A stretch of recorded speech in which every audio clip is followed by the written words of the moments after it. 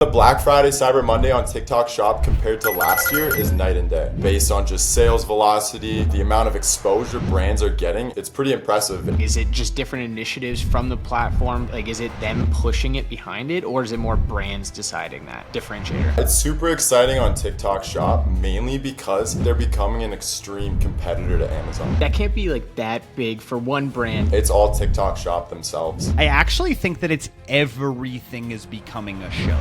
In this episode of Social Commerce Club, the team dives deep into the future of social commerce. From TikTok Shop and live shopping to creator-led brands, AI influence, and why e-commerce is turning into pure entertainment.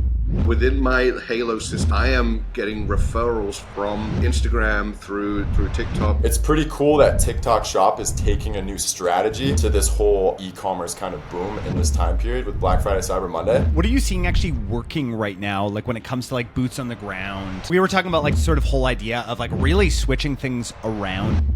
All right, guys, quiet down. We are starting the very first episode of the Social Commerce Club podcast. Guys, my name is Jordan West. If you have not followed me on any channels at all, I am absolutely obsessed with all things e-commerce. I have hosted the Secrets to Scaling Your E-commerce Brand podcast, which has around 700-ish sort of episodes.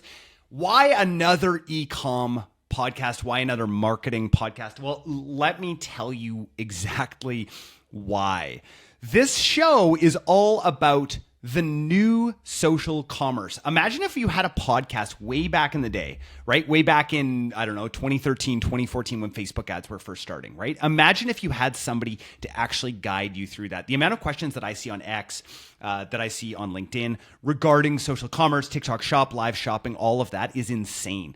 And there's nobody out there having conversations about it that actually matter. And so that is what the Social Commerce Club podcast is all about. And I'm super, super excited for today's episode. With me today, I have Harvey Bremner, Parker Kump, and Josh Jackson. Welcome to the podcast today, guys. How's everyone doing? Feeling dangerous. Awesome, Paul. Doing good.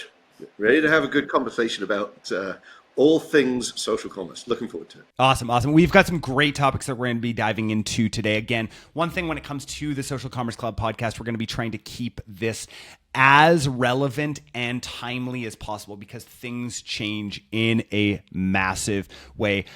Super excited to have Josh Jackson on the pod today. Josh is actually a professional lacrosse player.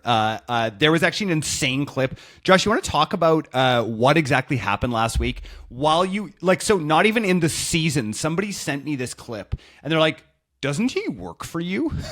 Josh, what exactly were you doing? Just walk us through exactly why and what you were doing. Yeah, pretty funny story. It's kind of like I'm the e-com TikTok Shop guy by day, and then on the weekends, it's a professional lacrosse player in Las Vegas. And do people know? Do clients know? Do you tell clients oh, by the way, I'm a professional lacrosse player and I beat the shit out of people?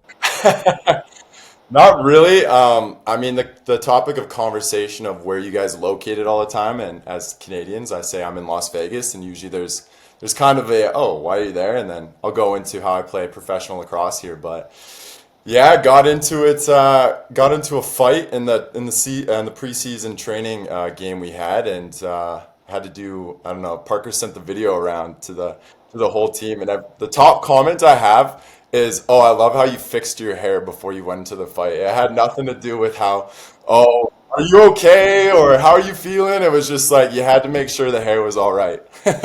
I just want everyone to understand, Josh works with and is one of the most phenomenal strategists that we have ever had. Works with massive brands, but on the weekend is professionally playing and literally beating the shit out of, and on the other side, I mean, he got a couple punches in too, but Josh is looking not worse for wear. So if you guys are watching this, if you're not watching this on YouTube, I highly recommend going and looking and just being like, oh, okay, the dude looks awesome.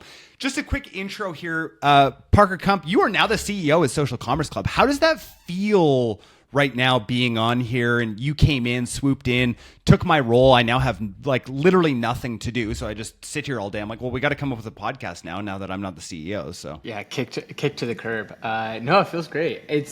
like I always like joke around, me and Jordan like just don't even care about titles so much. Like if there's true titles, it'd just be like visionary integrator, but we should have some kind of formality and governance. So no, it's just us sitting in like the seats that I think we're meant to be in, that we're really good at. Like this is the stuff that you're really good at, and the uncomfortable conversations and the hard stuff, the day-to-day stuff is what I live for. So no, it feels good.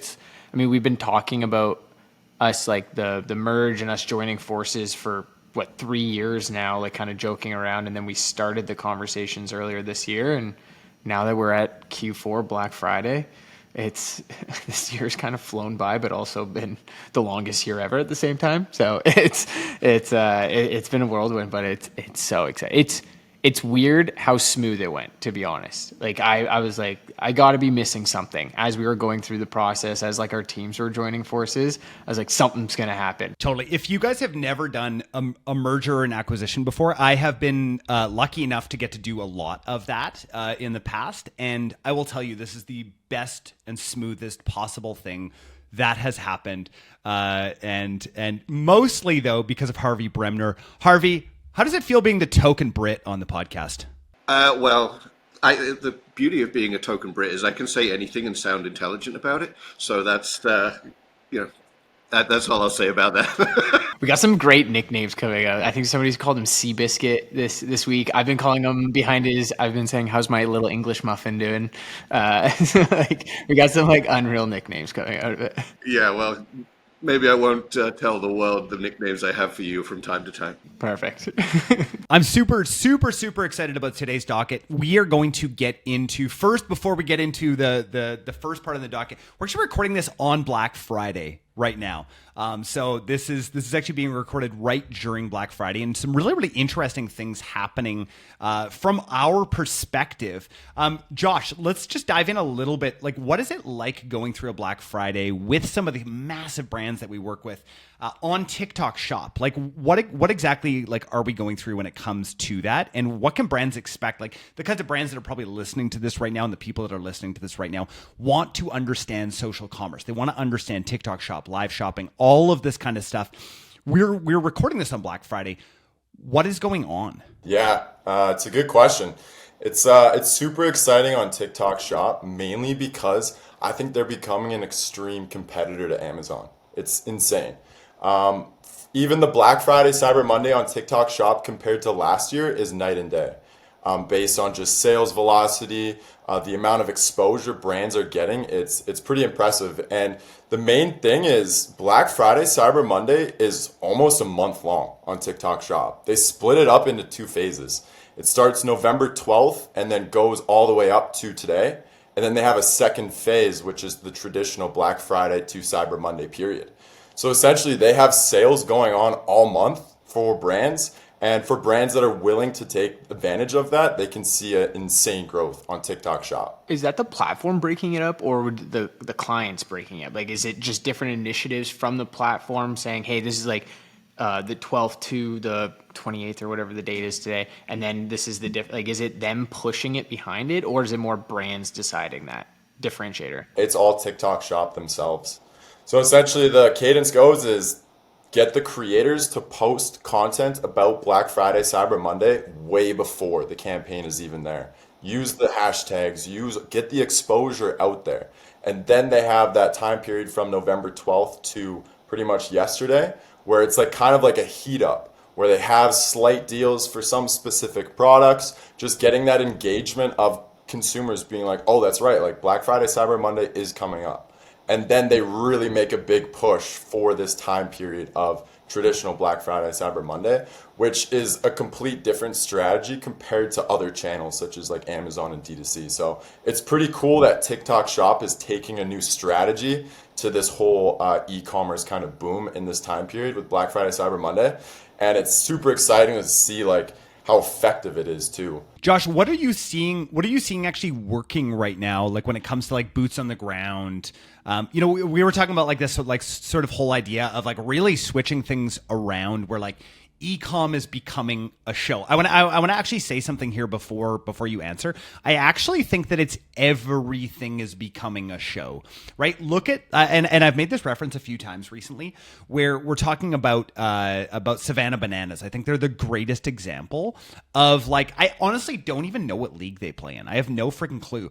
But we have Jesse in the yellow tux, who has made this nothing brand, right? Like I locally have a WHL team close to me, right? And I went to the stadium the other day, and it seats about 5,000 people, and there's about 3,000 people there, and that's kind of like the average. And I was like, dude, they need a Jesse. They need a Jesse in the yellow tux because people follow these people, right? Like this is the huge shift that I am seeing, right? And again, why? Like, look at the successful businesses out there. Nobody's looking and being like, look at Lulu, right? Look at Nike. Look at these brands absolutely tanking in the world of social commerce, right? They don't have faces, right? Even like Lulu, they used to have Chip Wilson, right? You would at least look to Chip Wilson, right? And I'm talking about Lulu because we're all, local Vancouver-ish sort of people here, right? And like you'd at least look to him and be like, oh yeah, he's like the face of the company, right? They just don't have that anymore. They don't have that, and that's where I kind of see things. So like, Josh, where do you see that going as far as like surprise kind of things happening when it comes to like e-com and business in general being a show? Yeah, no, that's a good point, and I have a pretty hot topic on that actually. I was kind of like looking at the vision of e-commerce, and I totally agree with you in the sense of it's becoming a show. And I think down the road, this is my opinion, this is my hot take, is Twitch streaming and live streamers outside of just social commerce itself is becoming massive. Like you look at these top Twitch streamers like Kai Cenat and iShowSpeed and the amount of viewers they get, and I see a direct correlation with those live streamers because they're promoting like an entertainment. It's a show itself in correlation with shopping. So like, for example, when you look at TikTok Shop, these live streams, they're important because they're driving sales, but there's no entertainment to it at all. It's just, hey, here's the product, here's the sale, get it now, it's leaving now. But people are in the commerce show or like on the live stream for a few seconds, they look at the deal and then they scroll away. Where I was actually looking to in China as well, a lot of their e-commerce success comes from live streaming, and it started off as entertainment. It was like dance shows and just like fashion shows, and then they slowly integrated that into e-commerce, and they have one of like the longest like customer duration on lives now.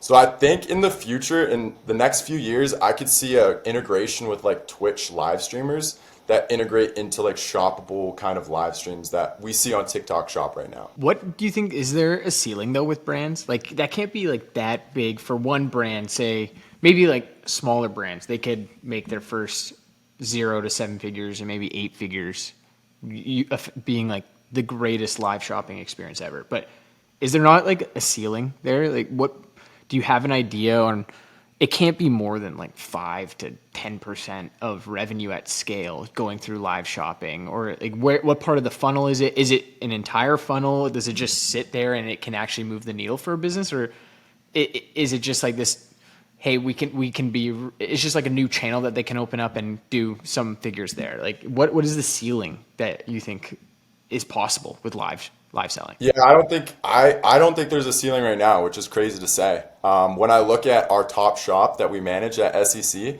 live GMV is up 3,000% the last 3 months. Dude, and if it's who I think that you're referencing right now, their plan is to be live 24/7 all year next year. Every single minute of the day, their plan is to be live. Like, also, Parker and I, in the background right now are going like effing hard on live, just so everyone understands. Let's go to the Gen X of the group here. Harvey, where do you see? Yeah. If you're not watching this right now, there's some gray in that hair. Where I would actually love to hear from your perspective, like where you see this headed, because like I'm assuming that you probably aren't watching live streams.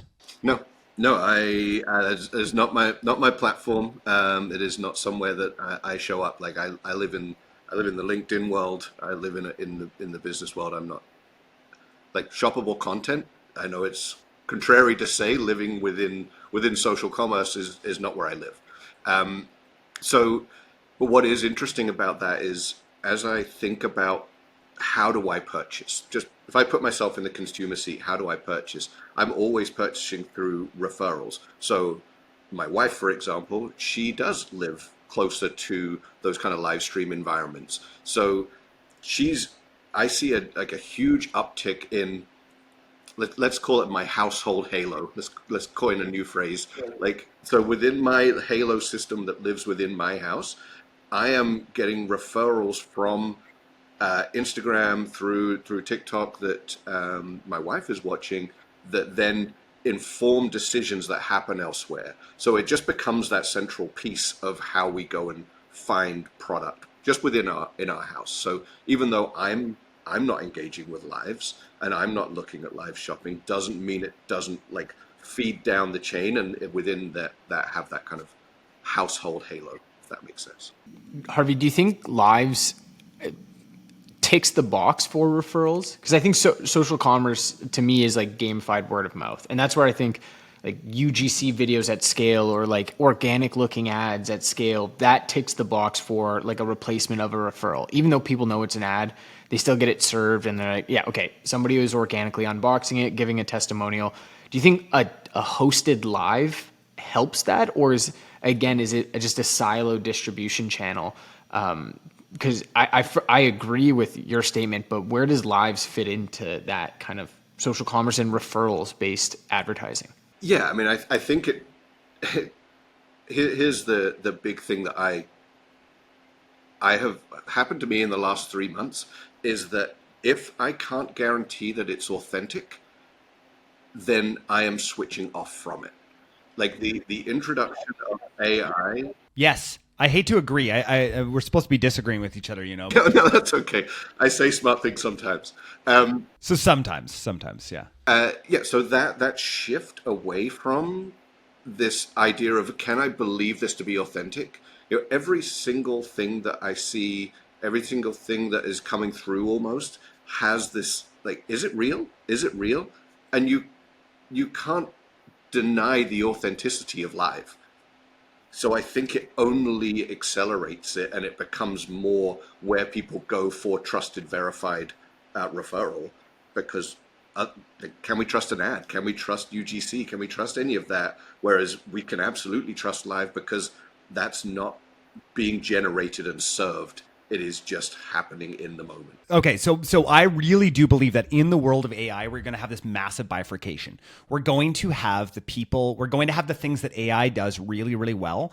But I really think that there is something inside of us that wants to connect with humans and wants authenticity at all costs, right? Like I even think about, like, you know, on Black Friday right now, I made a post this morning for my local city, right? Where I was talking about like, hey guys, like actually going and connecting and shopping local is really, really important. And it's much less about like, oh, you're going to go and get a good deal. It's like, hey, you actually want to go and support these people. Otherwise, there's not going to be anything for you to connect with at some point, right? That's really what I see. Parker? I was going to say, like, do you think there's a threshold with consumers, like eventually weeding through the authentic either creators or live selling? Like they are getting paid somewhat, whether it's a commission or hourly rate. So is it just because it's a human in front of them live saying what they like about it? Or do you think eventually and it's just because it's new that consumers are like, okay, I'll trust this person? Or do you think eventually they kind of weed through the bullshit and just, okay, they're getting paid an hourly rate and they're just pushing this? I don't think so. I think it only compounds and gets more, because if you think about it in relation to old influencer marketing, people follow those people, like, because they like their content. So if they're producing interesting live, like, shoppable content, why would they not follow them as well? To Josh's point, like, they're going to have to work harder to make them more compelling, and that's where that Twitch piece comes in. But like, yeah, they're going to have to fight for their audience. But at the moment, they're in a blue ocean. They can just, like, these live live shopping and the individuals and the personalities that are bubbling up in there, the world is truly their oyster, right? Because they're not really competing. It's going to become a very competitive marketplace, both for brands and for those creators. And so they're going to have to differentiate themselves. So how do they differentiate? I believe they differentiate through entertainment. Totally. The market's going to tell us what's going to work, right? So like that's the way that capitalism is will work in this. Like, so maybe AI streamers will work. Maybe. I just don't think that they will, because I don't think that that's what people actually want. And so people will buy from those kinds of people. I'm going to share something with you guys. I kind of have a quote where it's like, in an AI world, human made will become like the premium. Like I personally believe in the future with AI content being blasted out, that there's going to be a brand marketed around only being made like from humans. There's no AI that touches this brand. That's the whole marketing and content about it. I think it's a huge opportunity. It's massive. Let me tell you about friend of the pod, Justin Bieber here. And by friend, I mean fellow Canadian. Justin Bieber. He has been going, and I'm just sharing some stats here from chat. He has been going absolutely crazy when it comes to live streaming, right? And so looking at some of these numbers, it's kind of wild, especially when you look and see how few views he is getting, but that he is continuing on going live on Twitch specifically, right? So last 30 days, he has streamed 46 hours, right? If you think about somebody like Bieber and the amount of different shit that he has going on in his life at all times, and he is doing that. So he's streaming like 1.5 hours a day. That is wild. That is wild. One of the like most famous people in North America is streaming that much, right? Look at the last 7 days. This is insane. 46 hours on these streams. But guys, 16 hours in the last 7 days he's live streaming, right? And just so everyone knows, like you can go back, like go in the Wayback Machine, go into LinkedIn, go into Twitter, and you will see, I thought live shopping was a joke. I was like, it's not going to work in North America. Live is not going to be a thing here. I have completely changed my tune in a massive possible way. I mean, look at this, a 4-hour Twitch rehearsal live stream. Like, this is crazy. This is crazy that Bieber is doing this. When did he start this? Did you tune in, Jordan? No, I did not tune in. I don't have time for that. I don't have time to watch Bieber on here. You're the president now. You could sit and watch 46 hours of Bieber a month. Oh, totally. I have so much time now that I'm president and chief visionary officer. I literally just sit here and just like, oh, what should I envision? You know, like what should I envision for Social Commerce Club? Anyone want to take the other side of this at all? The other side. I'd love to know his end game in this. Like, I have a take on his end game, but go for it. Tell us. I think like what's your take? I think Bieber came out of the woodworks, almost like a month before his last album. Like that's when all his videos started going viral. He started like harassing paparazzi, and then he started using those quotes in his songs. Yes, I've listened to Justin Bieber's newest album. That's my friend of the pod. Yeah, exactly. Friend of the pod. I got to give him some love. But like, I think it's all strategic, to be honest. I think he comes off as this like, he also, I'm pretty sure was like almost bankrupt for a hot second. So now he's trying to make as much money and his fiance or wife sold the company for $1 billion. So maybe he's trying to compete a little bit, but he was getting in trouble with like paparazzi, and all of a sudden I was like, this guy was quiet for years, and now all of a sudden he's like fighting paparazzi. And then a month later in his album, he was using quotes from those viral videos in his songs. So I think he's actually a sleeper of a marketer. I think he's actually a genius marketer, and now he's streaming. I bet he's going to just start blowing up on stream and start using this in album. That's why I think he's just now coming out of the woodwork and being super visible is to drive business. That's why. There's certain people to watch and look at, and Bieber is one of them, right? The reason why is look at where he started, right? He started on YouTube, right? That was YouTube like years ago, before YouTube was like as like the kind of like go-to video platform. Like that is where he started. That's where he got all of his. And again, Canadians kind of understand this more than Americans. So you Americans looking at this, we're generally a little bit ahead of the curve. You know, we can kind of see from outside the jar. Josh is inside of the jar right now, fighting his way out. But I think Jake Paul's actually a pretty genius marketer in the sense of like Sora AI. He's an investor. Oh my gosh, I wanted to talk about this. Josh, tell for people who don't understand what Jake Paul is doing right now, I actually wanted to go into this subject so badly. Please tell people what is he doing? Yeah, so OpenAI came out with Sora 2, which is a AI video editing tool, and Jake Paul, from what I've known, is an investor in OpenAI, and he kind of marketed himself to be the first brand celebrity type of person that you can use his face on Sora 2. So when people downloaded the app, they blew up the internet with these Jake Paul AI videos of him. Like, it was insane. It took the internet by storm. And then when I found that out, I was like, that's actually genius. He's putting his brand, his face. He's not really caring what AI is all about. And if you look at his Instagram too, he's like making parodies and fun of the AI videos. I thought it was genius. He just does not give a. He is everywhere on my TikTok, on my Instagram. And you know what's insane? Like, I feel like the biggest boomer ever. The very first one, I was like, holy shit, he was in Chilliwack?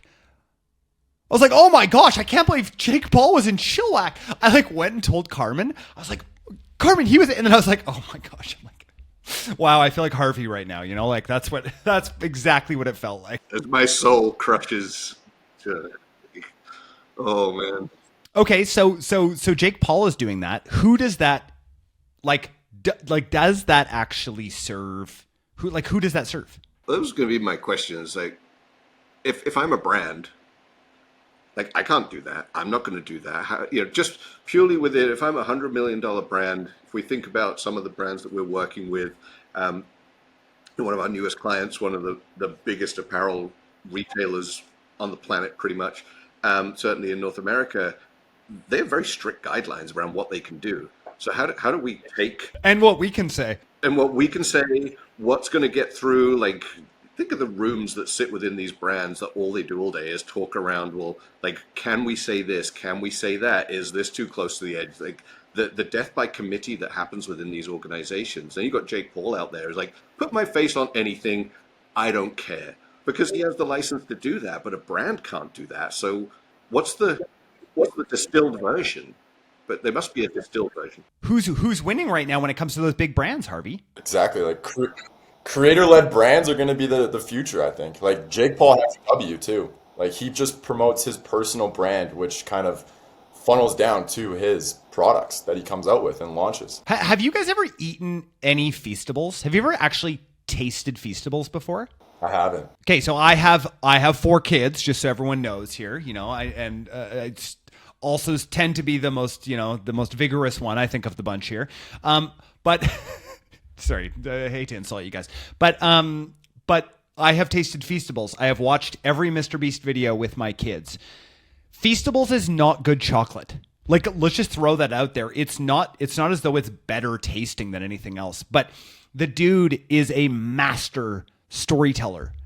Right? And he has told this story, and it does not matter. The only chocolate bars that we will have in the house are Feastable chocolate bars, and anything that Jimmy Donaldson puts out, we will purchase in our house because he is a master storyteller, and Jake Paul is the same sort of idea, right? And he is getting impressions of himself out there, and people are trying to associate with him, which I think will only halo onto anything that he touches. So his personal brand is now worth so much more, right? So much more. I think every hot take here, and I'd love for somebody to take the other side of it. I think that brands will lose. Big brands will lose if they do not have a face of the brand. In 2025, 2026 and beyond, I think that big brands are going to lose if they do not have a face that is able to get out there using, I think what Jake Paul did is like the most brilliant thing that showed us exactly what to do. Right? It's the blueprint for what to do, but you have to have influence to be able to do that. I agree. Don't you think it makes brands more fragile then? Like when there is a face of the brand, it's so much easier to take down. Like I think people buy from people more than brands, right? Like that's the why social commerce. But I've just seen, everybody's seen those horror stories of, I mean, like we started the podcast, Lululemon down 50%. Chip Wilson's like hated now. Like because he was potentially the face of the brand. Maybe that has some effect of it. It's also could be comfort just taking market share because they're actually scaling on TikTok Shop. But like, don't you think it makes the brand a little more fragile if there is? Because what if that guy has a god complex, or a girl has a god complex, and then goes off on social media and makes some insane claims, and then gets an army of hate, and then the stock is down 50% in 6 months. Like, what is that balance? That's the part that I struggle with, is when there is a face of the brand. I know controversy also sells, which is great, but I just, if it was my 9-figure brand and it was all riding on my face, I would stay up at night stressing about what I say on social media. Good. I hope that you are stressing out at night, because you are actually the face of a very big brand right here called Social Commerce Club. So I certainly hope you are. I hope you're not getting any sleep. Yeah, exactly. Actually, from now on, can you send me your sleep score? Because I want to make sure. I want to see how much sleep you're losing every night. That's actually a new CEO to president type thing. So. Read into the bottom right, just ever since beginning of November. But yeah, like, I don't know, Harvey or Josh, like, if you guys have, like, what is that balance? Like, doesn't that make brands more fragile if there is a face to the brand, rather than just people loving the brand and the mission behind it? Yeah, I think like tying in your brand to a creator, a big time creator, is a massive risk. I agree with you, Parker, and I think that's the beauty of TikTok Shop, is you can kind of build these small creators. Is you can send out your product and you can give creators the ability to create content, see what works well, and then now you kind of have mini content creators that build up a following with your brand. So you're not relying on one major celebrity, but you're investing in a bunch of creators that perform well on TikTok Shop, build a community and following with your brand, and then you're pretty much like investing in them building their personal brand tied in with your brand. So it's not just one face, it's just multi faces, diversifying the risk, essentially. Yeah, pretty much. Follows the, if we go back, back to influencer marketing, like, it was all about going and finding the biggest influencer. And then there was this transition to micro influencers, and people took that strategy to be like, okay, I'm just going to spread the load here, because especially for smaller brands, not being able to gain access to, huge influencers who are costing huge amounts of money for, let's face it, zero result most of the time. So whereas you go into that micro influencer is TikTok Shop and that creator army following that same pattern, they just skip the line of that first piece, and it's like, let's just like spread the load.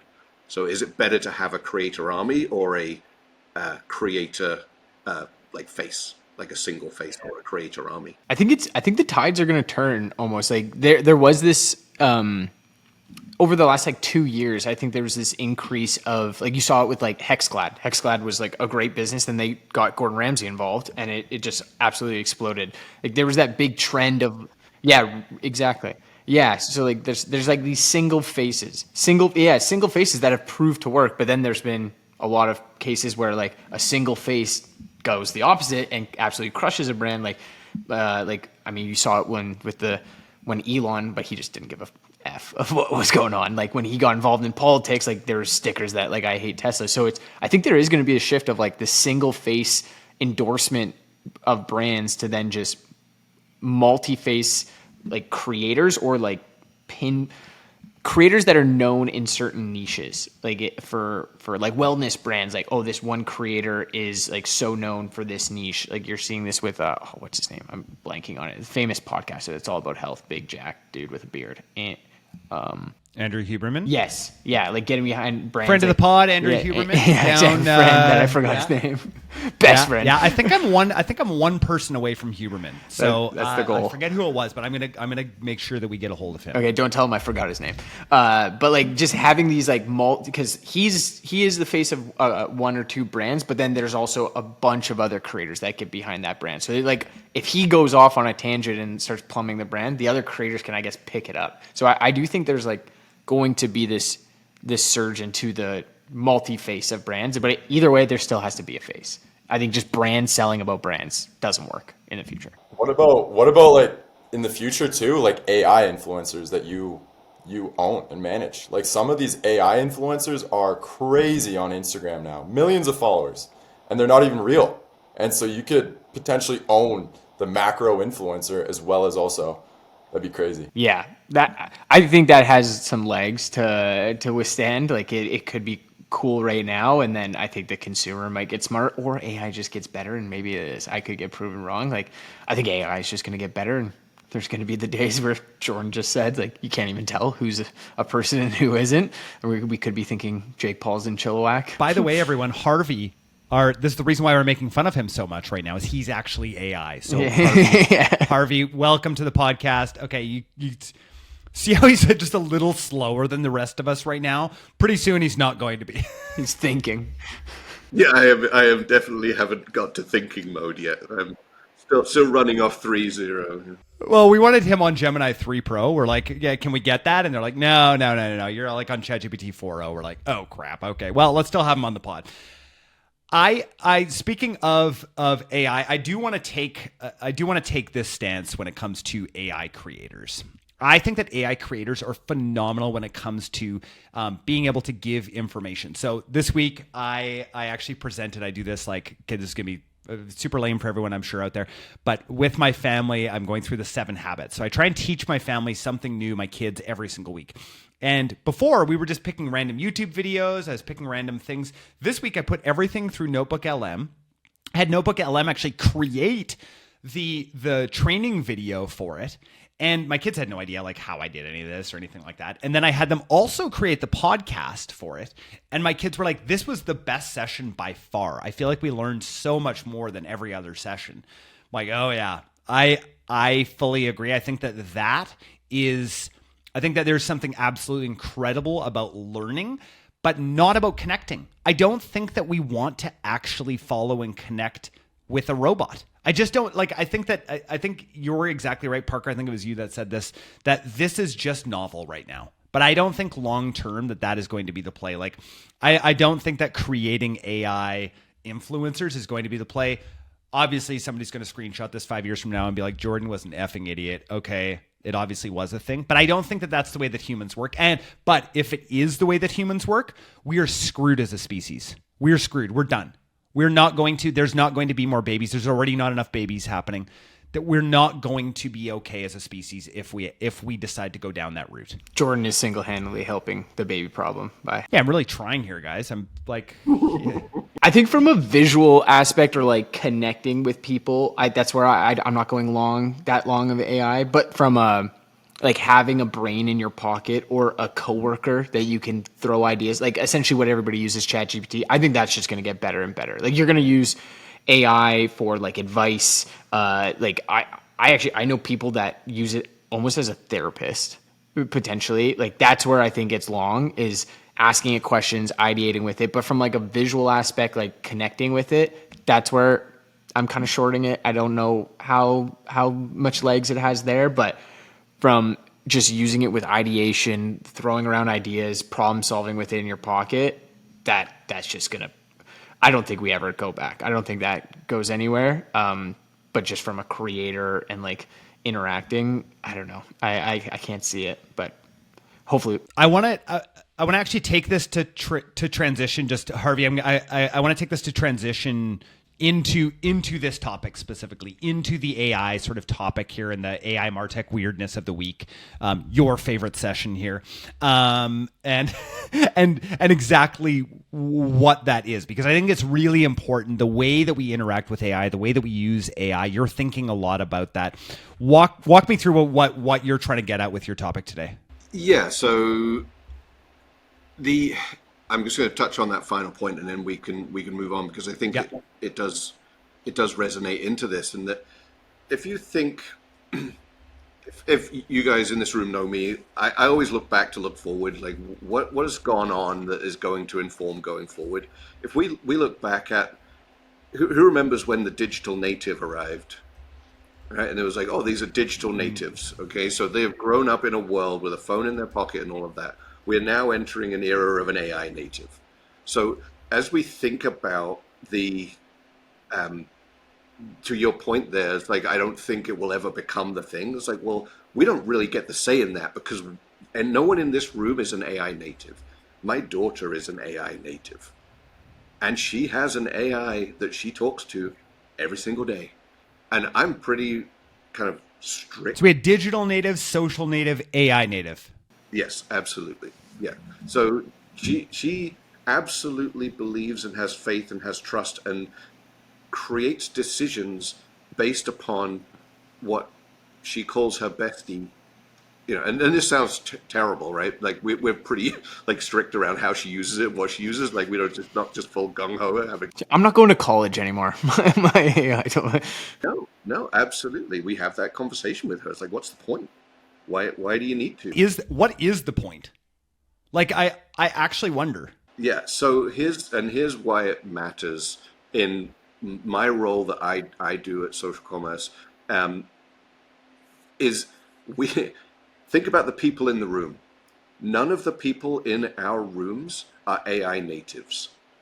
So to drive AI projects at them and drive AI creation at them at the pace that we are expecting them to pick it up, I think is a fool's errand. It's the same as trying to get my mum to use her phone. It's a painful experience, so it has to be structured. And I know this is going to be contrarian, and I'm now about to get like Screw you, Harvey. exactly. But like the ability, if you think about like our ability to pick up Notebook LM just in its simplest form, and we're pretty good. I bet you we are Luddites compared to someone who is an AI native is like, Notebook LM? Like, what are you using that for? Like, there's a whole other thing that we don't even know about. So I think we have to be really structured about how we go in. And it once again, it plays all the way back to my question earlier around like, how do 100-year-old brands that are doing 200, 300 million, very traditional brands, how do they live in a creator and social commerce environment? Because they're not social commerce marketers. They just don't understand that. They're not there. So it's that exact same thing is happening as to how we deploy AI into our organizations. And it can't just be build everything all the time. I use the Jurassic Park analogy. Or, Jeff Goldblum, he's in there, and it's like, just because we could, nobody stopped to think if we should. And it's exactly that, right? So, there, I think one of my next posts is going to be, what does Tyrannosaurus Rex and AI have in common? And I think that's going to be it. But, so... What do they have in common, Harvey?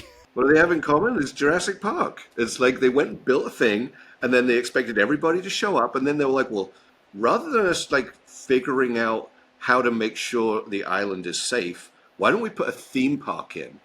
I mean, what kind of craziness was that? And I feel like it's the same with companies. It's like, rather than us building a foundational thing that is safe for us to operate in, why don't we make a theme park out of it? And it's exactly the same. And so, what's the solution in your eyes? I'm understanding the take. I do agree, but what's the solution because if people go with that like a lens of that and just don't adopt AI, then they're screwed in a whole different way. That's 100% the opposite of what I'm saying. I think It sounds like we need to fire everyone who doesn't get it. That's where I'm landing. well, that makes me feel very comfortable in my career choices. Show up, be contrarian, get fired. Great. Thanks for your take. We'll take that as notice. I told Harvey, I said, there's no org chart on this podcast, but there is. Yeah, absolutely. I guess I'm the guinea pig. But essentially what you need in the room is gray-haired people like me, I think, in order to just slow down and contrarian again, like slow down the visionary around this. Because if you can't link like AI to a business problem or something that actually can be solved. So I have a system, it's around financial impact, customer impact, time to value, how easy it is. Do we have the data around it? What's the risk of doing this? If we're not applying those thoughts to everything we're doing, we end up running at AI as a solution without really thinking about it. And if we think about that in terms of these brands and creators, it's like, hey, let's just like launch a creator strategy. Let's just go and find a big megastar who's going to amplify our brand. If you don't think about the problem you're trying to solve before doing that, you end up in a situation where your CFO is caught at a Coldplay event with his mistress. It's like I think he was CEO. That was the CEO. Yeah. I don't know. I don't watch these things. But it's the same thing. So it's not about not adopting AI. It's adopting AI and understanding who's in the room, able to actually implement it. So I think we just need to think about that and understand how to implement it in a way that doesn't derail your business. So I think the danger in that could, and I think there's an easy counter to it is just I heard this. It might have been Andrew Wilkinson that said this, but I heard this quote. It's like there was a period where like years were happening in quarters, and now we're at a period where like decades are happening in months, and so where that gets scary is, okay, well, let's be really strategic about this. Let's think about every possible way.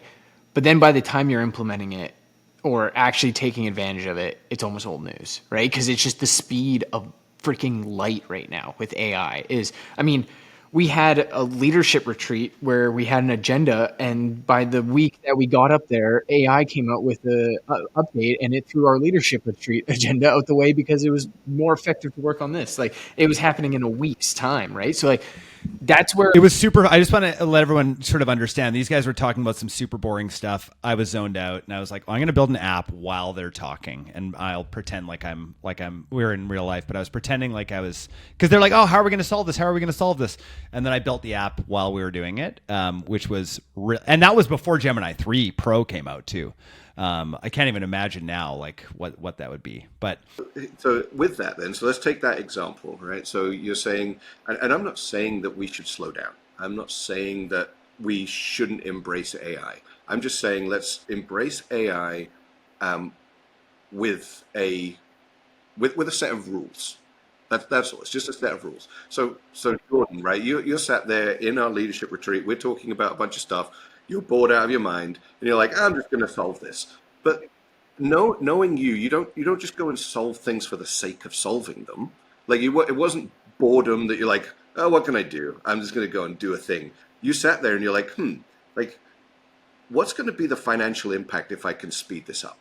What is going to be the quality and the customer impact if we can do this faster? What's going to be, how quickly can I get to value on this? How easily can I execute on this? Is there any risk? And do we have the data? You did all of that in your brain, and you're like, oh, I'll go and do that. But you didn't sit there and be like, do you know what I'm going to do? I'm going to use AI to create some like AI slop like ad that I'm going to post to try and push more brands to come into social commerce, because it wouldn't have hit any of those number of buckets that I just talked about. But that going through that, you did all of those questions, and then we accelerated the business. So it's exactly what you did. You didn't write it down, but that's what I'm saying needs to happen as businesses are going at this, and certainly as we're going at it, that's what we do.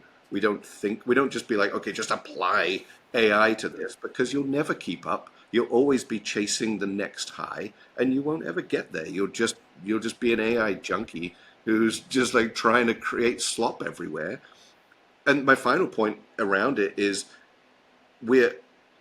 someone has to own it within the organization, because if not, everybody owns it. And then you truly end up with just everybody running at different directions. And let's be honest, everybody in the orgs, that they have jobs to do. So asking them to suddenly become AI engineers overnight just because the tools exist, I think is a fool's errand. Totally. Just because they can. And I want everyone to understand the reason why we're like, this is so on the forefront for us right now at SCC is our demand of brands that want to work with us. Just so everyone sort of understands what is going on in the TikTok Shop ecosystem, there are very few agencies who actually get it. Why do I know? My calendar has multiple agencies on my calendar next week to help them figure out TikTok Shop. These big Amazon agencies are like, Jordan, we just can't figure it out. Can we please just like get an hour of time with you? Right? And for me, there is so much demand out in the space that I'm like, absolutely, like for sure. I'll walk you guys through a couple of things. But at Social Commerce Club, like, we are the agency. We're going to be the first platinum partner that TikTok Shop has ever had. We have so much demand that we must come up with systems to get people on board. That is the biggest thing. We're going to finish off here, guys. This has been just an incredible episode. Thank you guys so much. We're going to finish off with the final word. Parker, you get one sentence. We're going to go Parker, Harvey, Josh, and that's it. The final word. The final word? Just summarizing it? I don't know, Parker. It's just the final word. I guess this is going to be a hilarious take out of all the smart things we said today is Justin Bieber has an agenda with his streaming. When people talk about them, they're talking about Justin Bieber. Harvey. AI and Jurassic Park have more in common than you think. Oh, love that one. And last but not least, I don't want to meet Josh Jackson in a back alley because he's going to beat the shit out of me. Josh? His hair, you're screwed. That's my final word. Josh, your final word? Mine would just be in the world of AI, there's still the biggest currency is like trust. So trusting it. And I think humans have that right now, but we'll see how that direction goes as AI adapts. Beautiful. Yes. Episode 1 in the books. This has been good. This has been the Social Commerce Club podcast. Thank you, everyone. Thank you. That was awesome. Hell yeah, guys.